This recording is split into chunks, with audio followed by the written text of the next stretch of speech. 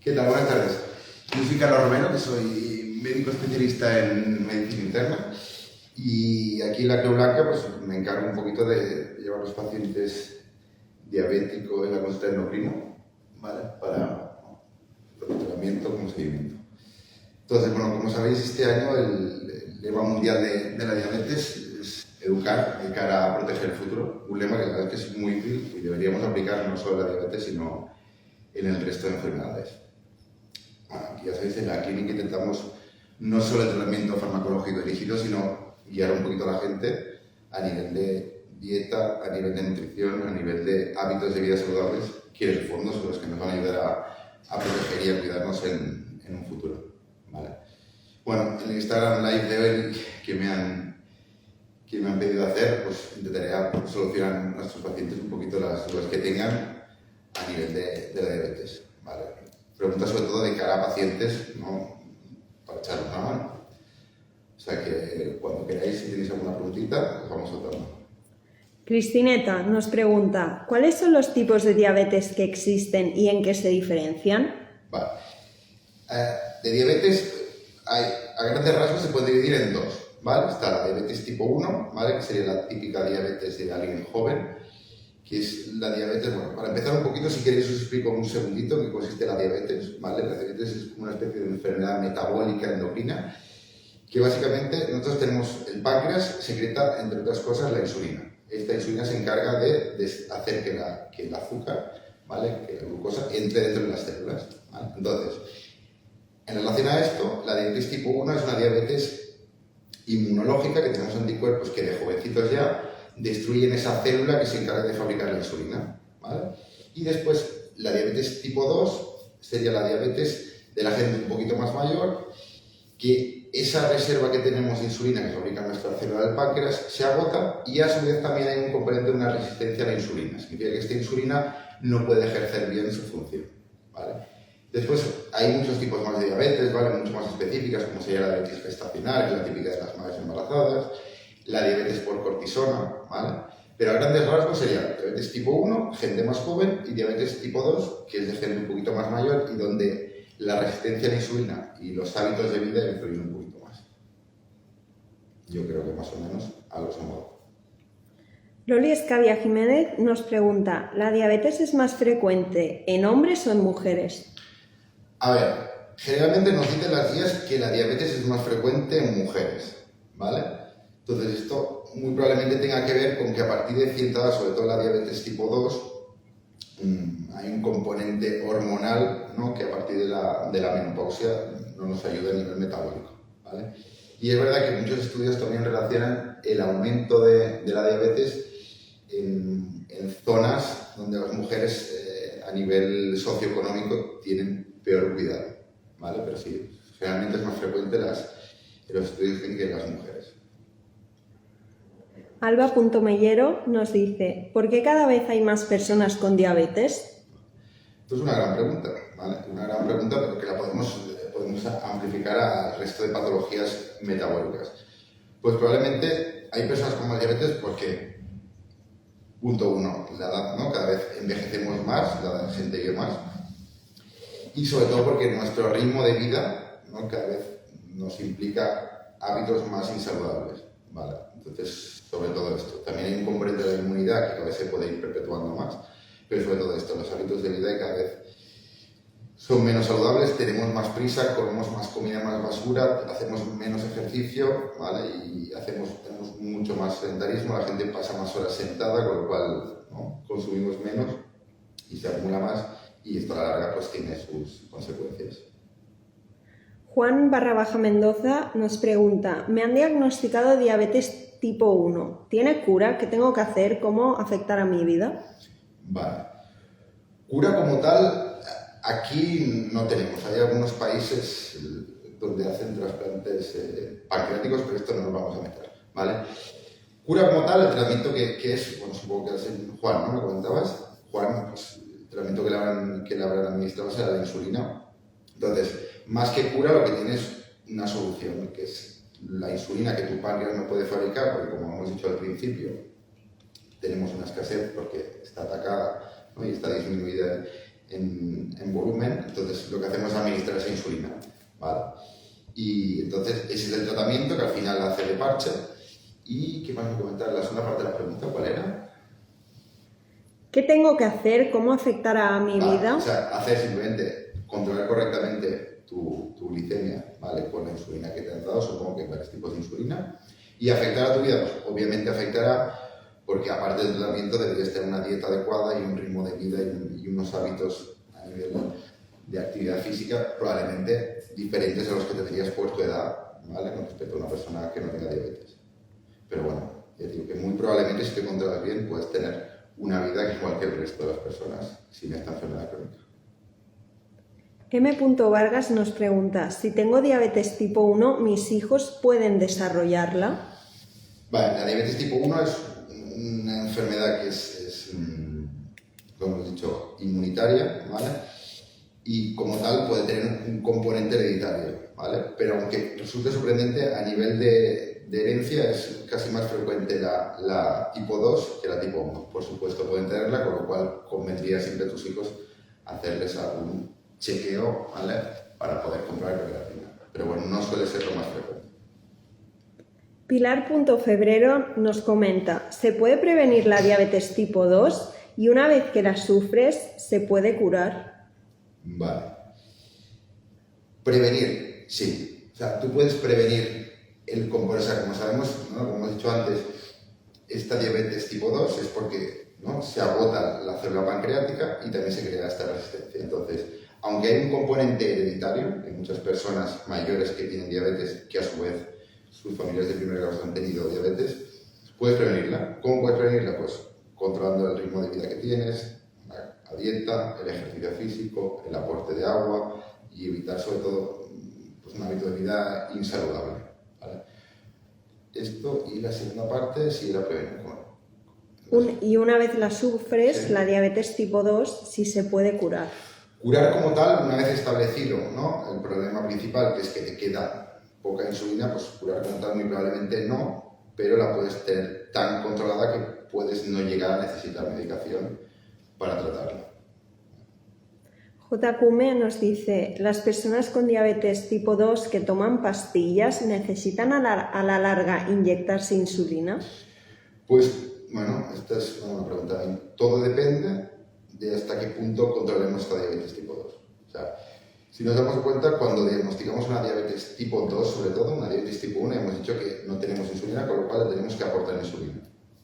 En la diabetes tipo 2, como el problema es que tenemos, de verdad, menos insulina, pero a su vez tenemos una resistencia a esa insulina. ¿Por qué? Porque nuestros órganos se han acostumbrado, los receptores se han acostumbrado a no poder trabajar, meter esta insulina dentro de la célula. Le damos pastillas que actúan de diferentes maneras. Unas que aumentan la secreción de insulina, otras que disminuyen el azúcar circulante en sangre, unas que ayudan a eliminar la insulina por la orina, otras que ayudan a aumentar la saciedad. Entonces, puedes llegar a evitar la insulina, por supuesto, pero todo depende un poco de ti, del equipo médico, de enfermería que tengas incluido para ayudarte en esto, pero sobre todo de ti. Después hay un componente de gente que tiene un tipo de diabetes tipo 2, pero también medida por anticuerpos que ya no puedes prevenir, pero dentro de lo que ves, muchísima gente que tiene diabetes bien controlada se puede llegar a evitar la insulina y es más, muchos de ellos podemos incluso llegar a evitar incluso los fármacos. Y sí, así. Seguimos. María Barrabaja Rodríguez nos dice, a mi hijo de 6 años le acaban de diagnosticar diabetes. ¿Algún consejo para educarlo en esta patología y crearle el hábito de medicarse y controlar la comida? Vale. Mira, yo, viniendo a este caso, tengo una compañera de trabajo que también tiene un niño, pues, no, ahora tiene 18 años, pero es diabético desde hace 1000 años. Es un diabético tipo 1, con lo cual necesita insulina. Lo que le diría, punto 1, que es que se adapte a la situación. O sea, partimos de que tú vas a tener unos controles diferentes al resto de la gente, pero que te van a permitir vivir fácilmente igual que el resto. Entonces, lo que le diría es que sobre todo tendríamos que evitar, ¿no?, azúcares estos de absorción muy rápida, ¿no?, los típicas bollería industrial que nos recomiendan. Y a nivel del ejercicio sí que le diría que intente adecuar, que esto uno se conoce a sí mismo, adecuar a nivel de ejercicio y a nivel y los niveles de el aporte de insulina que te vas a administrar en función de lo que vayas a hacer, pero que va a tener una vida que se tranquilice, va a tener una vida completamente normal, ¿vale? Y normal, pero diría que lo normalicéis, que os adaptéis a ello y que no creo que le genere más preocupación que otro tipo de enfermedades, sobre todo esta que tiene un tratamiento. PQ.velero nos pregunta, ¿con una analítica rutinaria se puede detectar una diabetes o tengo que realizarme una prueba más específica?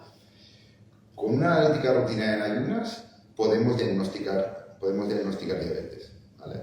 Punto 1, con unos niveles de azúcar basales, ¿no? Si uno no come, su nivel de azúcar debería ser por debajo de 125, 130, 140, ¿vale? Si no tomas ninguna pastilla que te aumente el azúcar ni has comido previamente. Con lo cual, con una analítica rutinaria lo podemos detectar. Y, obviamente, siempre hay que confirmarlo, pues bien, con test de estos de sobrecarga de azúcar, o bien simplemente midiendo el azúcar a las 2 horas de comer, o ya con pruebas más específicas, como sería mirar pues, la hemoglobina glicosilada, que es un parámetro que a nivel médico nos controla cómo está el paciente diabético a la larga. Esta usuaria nos repregunta, ¿con qué frecuencia y a qué edad es recomendable repetir la analítica?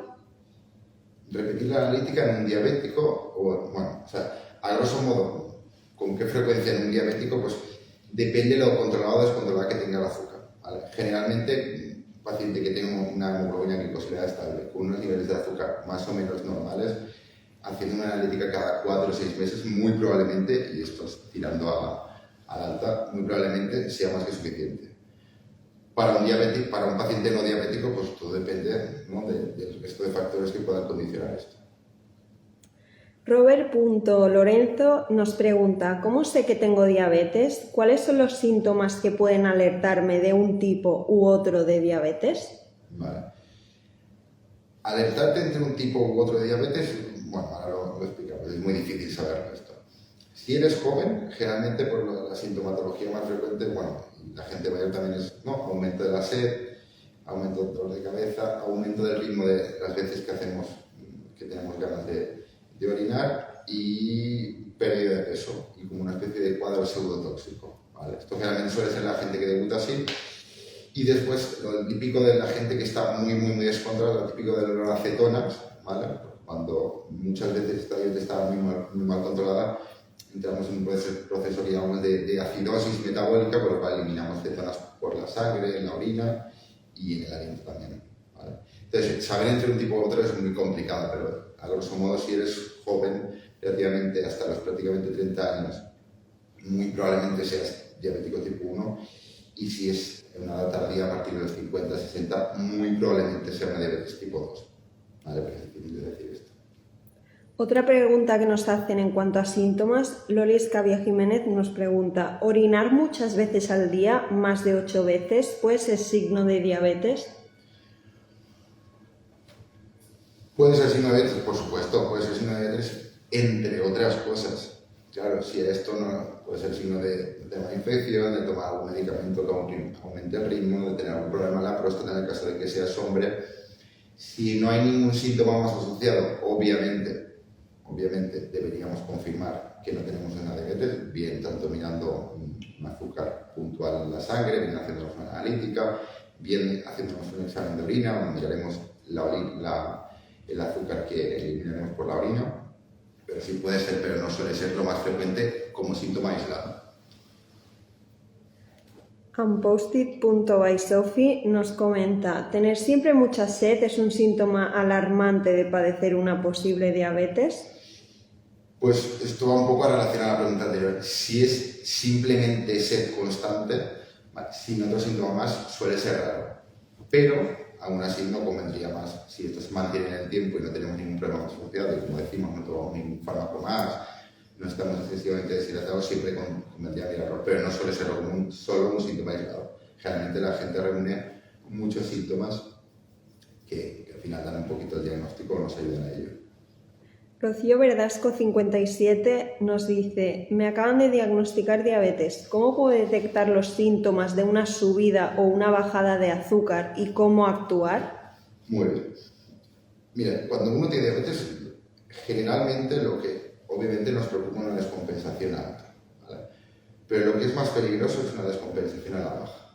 porque esto puede llevar problemas, entre otros, como una disminución de conciencia, mareos, pérdida del conocimiento, ¿vale? Con lo cual, cuando uno está excesivamente dormido y es un diabético, pensar que puede tener una bajada de azúcar, ¿no? Cansado, mareado, entre otras cosas, náuseos. Y cuando uno suele estar muy alerta, con mucha sed, muchas ganas de hacer pipí, la boca pastosa y elimina, ¿no?, un fetor curioso, suele ser que está descompensado al alza, ¿vale? Suele ser lo más frecuente. Carlos HS04 nos comenta su caso. Tengo 60 años y me acaban de diagnosticar diabetes tipo 2. ¿Es normal que me haya surgido ahora? ¿Puede ser debido a ciertos hábitos de vida, fumar, mala dieta? Mira, está justo en una edad límite, en el sentido de que probablemente es una edad donde ya empieza a ser muy frecuente la diabetes tipo 2, pero sí, muy probablemente sea un componente hereditario, que esto habría que estudiarlo correctamente, y muy probablemente también tus hábitos de vida, ¿vale? Comer mal, beber poco, estar muy sedentario y hacer poca actividad física. Le vamos a recomendar a nuestros seguidores o la gente que se está conectando ahora al live, que pueden dejar sus comentarios aquí abajo en la casilla de añade tu comentario y el doctor Carlos José Romero le responderá en directo. Proseguimos, doctor. Paco54 nos pregunta, ¿puede desaparecer la diabetes tipo 2 y si mi azúcar en sangre vuelve a ser normal, todavía tengo diabetes? Vale. ¿Puede desaparecer? Probablemente no, porque una vez, como hemos dicho, la diabetes tipo 2 es un problema no solo de falta de insulina en sangre, porque fabrica un poco nuestra célula beta pancreática, sino que también hay resistencia a la insulina. Significa que la insulina no puede ejercer bien su función, que es la de hacer que el azúcar pase de la sangre a las células. Entonces, probablemente desaparecer como tal no, pero sí que la podemos llegar a tener tan controlada que no necesitemos medicamentos, ¿vale? Entonces, que esto es básicamente lo que hemos dicho, ¿no? Beber mucho, hacer mucha actividad física, comer correctamente a las horas correctas. Entonces, probablemente desaparecer como tal no, pero mantenerla tan a raya que no precise de medicación, ¿vale? Aún así, muy probablemente en estos casos tendrás un riesgo, un factor de riesgo cardiovascular para otras enfermedades probablemente superior a la gente que no tenga diabetes. Pero te digo que muchísima gente que le diagnosticamos diabetes, con un ritmo de vida saludable, se consiguen tratar sin medicación. Doctor, nos acaba de llegar una pregunta en directo. Ponsway nos dice, me han diagnosticado una prediabetes. ¿Eso quiere decir que puede desencadenar en una diabetes? ¿Cómo puedo prevenirlo? Compito en baile de salón, aparte del deporte. Vale. No tenemos la edad del paciente. No te lo digo. No, por curiosidad. O sea, una prediabetes, como hemos dicho, un diagnóstico de diabetes puede ser porque tenemos unos niveles de azúcar muy elevados, ¿no? Prácticamente por encima de 200 en una toma puntual, o cuando estamos en ayunas tenemos un azúcar por encima de 125, 130, o otro parámetro que es el parámetro que hemos visto al principio, que es la hemoglobina glicosilada, ¿vale? Muy elevado. Entonces, tener prediabetes implica que tenemos unos niveles de azúcares a nivel basal, o sea, sin comer, en ayunas, menos de 120, ¿vale? O sea, menos de 125, con lo cual no podemos diagnosticar que tengas una diabetes, pero más de unos 90, 100, que sería lo aceptable para alguien que está en ayunas. Mira, nos comenta que tienes 61 años. Perfecto, esto ya nos cuadra mucho. Entonces, tener prediabetes significa que ya empieza a haber una bajada de insulina, tenemos menos insulina y esta insulina no funciona bien. ¿Puedes encadenar diabetes? Puedes encadenar. Muy probablemente ahora lo que es fundamental en tu vida, porque muy probablemente no requieras medicación ahora, es un hábito de vida saludable. ¿Que puedes seguir haciendo deporte? No es que puedas seguir haciendo deporte, el baile de salón. Es que muy probablemente uno de los tratamientos que recomendamos es hacer deporte, ¿vale? Cuando hablamos de hacer deporte, a mí la verdad es que me gusta mucho comentar a los pacientes, porque una duda que tienen siempre, ¿no?, es, yo soy diabético, no me han diagnosticado diabetes y hago 2 horas al día de aquagym, 2 horas al día de halterofilia, 2 horas al día de natación. No es necesario probablemente hacer una actividad física muy intensa. Lo que sí que es necesario es un mantenimiento. Yo esto, no sé, bueno, tenemos tiempo para comentarlo, ¿no? O sea, como sabemos, yo siempre le digo a los compañeros, cuando un paciente diabético come, un paciente diabético o no diabético come, esta curva de azúcar, durante las siguientes 2 horas aumenta, es una especie de montaña rusa. Entonces, nuestro cuerpo, ¿cómo reacciona a esto? Fabricando insulina, liberando insulina a la circulación, que se encarga de bajar este azúcar. En un diabético, esta insulina es insuficiente, por lo cual hay parte del azúcar que no es capaz de meter dentro de las células. Con lo cual, lo que necesitamos es que después de cada comida, después del desayuno, comida y cena, cada vez dedicarle 20 minutitos a caminar, a aumentar el metabolismo, para echar una mano a esta insulina, para que esta insulina meta el azúcar dentro de las células. Con lo cual, un paciente diabético debería hacer una actividad física, aunque sea caminar simplemente, a ritmo con vidilla, después del desayuno, comida y cena. Si aparte quiere dedicarle 3 horas a hacer saltos a bombas y hacer deporte de alta competición, lo puede hacer perfectamente. Pero sí que se le exige caminar, hacer algún tipo de actividad física después de cada comida. Entonces, sí, la respuesta es que debe seguir haciendo deporte y debe muy probablemente estar encima de sus hábitos, ¿no? Comer bien a las horas, beber suficiente agua, ¿vale? Y evitar, ¿no?, pequeños homenajes, que es lo que realmente la desencadena.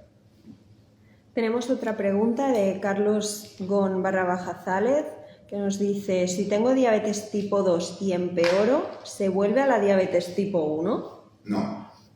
O sea, la diabetes tipo 1 y tipo 2, por definición, son dos patologías diferentes. La diabetes tipo 1 es lo que hemos dicho, anticuerpos que de joven destruyen la célula del páncreas, por lo cual no puede fabricar insulina. Y la diabetes tipo 2 es esta diabetes donde cuando nos hacemos mayores baja la insulina, tenemos menos insulina, pero tampoco tenemos insulina. Pero esta insulina aparte tampoco puede funcionar bien. Con lo cual, degenerar en la tipo 1, no degenerar en la tipo 1. La primera parte de la pregunta no era ahora solo esta. El usuario nos dice: si tengo diabetes tipo 2, o sea, él tiene tipo 2 y empeora, Vale. ¿se vuelve a la tipo 1? No se vuelve a la tipo 1. Lo que muy probablemente, si empeora, sí que requerirá el tratamiento de la diabetes tipo 1, ¿vale? Que es insulina. Porque generalmente del tratamiento no hemos hablado mucho, porque tampoco creo que sea la idea, pero dentro del tratamiento, aparte de lo que hemos dicho, que es un ritmo de vida saludable, beber mucha agua, tener actividad física después de cada ingesta, damos un tratamiento farmacológico cuando con esto no es suficiente. Entonces, estos tratamientos farmacológicos hay de muchos tipos. Hay tipos que no, que aumentan la secreción de insulina, que bajan, ¿no?, que bajan la insulina, o sea, el azúcar que hacemos que los órganos circulen a la sangre, que eliminen azúcar por la orina. Entonces, cuando esto no es suficiente, tenemos que aportar insulina. Con lo cual, en tu caso, si empeora mucho y con fármacos no es suficiente, al final tendremos que darte la insulina, pero no se convertirá en una diabetes tipo 1. X.Rodríguez8 nos pregunta: ¿las personas con diabetes tienen más probabilidades de presentar depresión? Sí, no sabemos, bueno, sí, se ha visto en las guías, o sea, a nivel de la literatura sí que ha visto que la gente con diabetes tiene más depresión. Incluso no sabemos si es causa o consecuencia. Muy probablemente una persona con diabetes va a asociar un ritmo, ¿no?, probablemente venga de asociar un ritmo de una actividad de vida pues un poquito no saludable, ¿no? Comer mal, poca vida activa a nivel sedentaria. Y entonces esto pues genera una enfermedad que a su vez genera una alteración, ¿no?, una alteración a nivel del ánimo y muy probablemente desencadena depresión. Pero a su vez se ha visto que la gente con depresión, como asocia también malos hábitos, poca actividad física, poca ingesta hídrica, genera una diabetes. Pero si generalmente está relacionada a la depresión, y tiene que dar hasta 2 o 3 veces más con respecto a la población general de depresión y diabetes. Eric_Guzmán pregunta: ¿cómo puedo evitar las enfermedades cardiovasculares si sufro diabetes?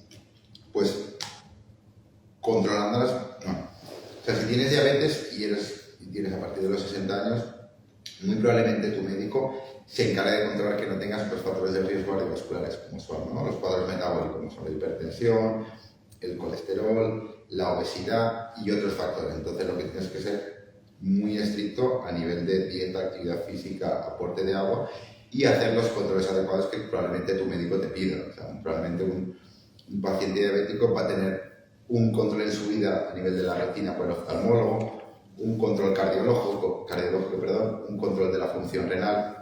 Entonces, esto va a condicionar que a su vez controles el resto de factores de riesgo cardiovascular. Si lo hacemos bien, tanto tu equipo médico de enfermería, equipo sanitario, como tú como paciente.